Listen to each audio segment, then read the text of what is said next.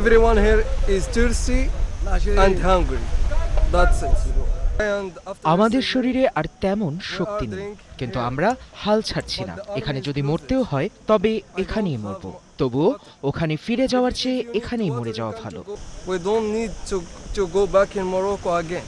মালির বামাকো থেকে আসা ১৮ বছর বয়সী আলী সাঙ্গারে এভাবেই নিজের কথাগুলো বলছেন। গত সপ্তাহে সীমান্ত দিয়ে সেউতায় প্রবেশ করেছেন আলী। ২০২৪ সালে মালি ছাড়ার পর মৌরিতানিয়া, আলজেরিয়া ও মরক্কো হয়ে সেউতায় পৌঁছানো এটি তার পঞ্চম প্রচেষ্টা।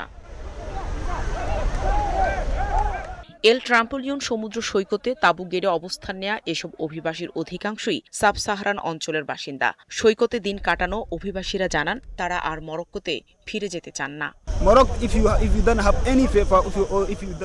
মরক্কোতে পাসপোর্ট বা প্রয়োজনীয় নথি না থাকলে আপনাকে কোনো কাজ দেওয়া হবে না। সেখানে আপনাকে চরম দুর্ভোগ পোহাতে হবে এবং কিছুই জুটবে না। ঠিক এই কারণেই আমরা ইউরোপে যেতে চাই। আমরা ইউরোপে কাজ করে আমাদের জীবনকে সুন্দর ও উন্নত করে তুলতে চাই।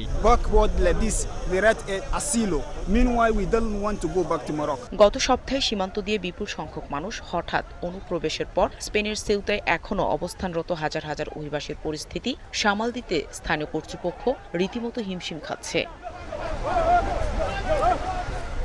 রেডক্রসের মানবিক সহায়তা কার্যক্রম শুরুর পর আশ্রয় প্রার্থীরা লেখা প্ল্যাকার্ড হাতে খাবার সংগ্রহের জন্য সারিবদ্ধভাবে দাঁড়ান। সমাজকর্মীরা জানান ৫ দিন পর এই প্রথম তারা কোনো সহায়তা পেলেন। সেউতাতে অবস্থানরতদের মধ্যে অনেকেই সুদান, ইয়েমেন ও মালির মতো সংঘাত কবলিত দেশ থেকে আসা আশ্রয় প্রার্থী। নাহিদা রিংথি, ৭১।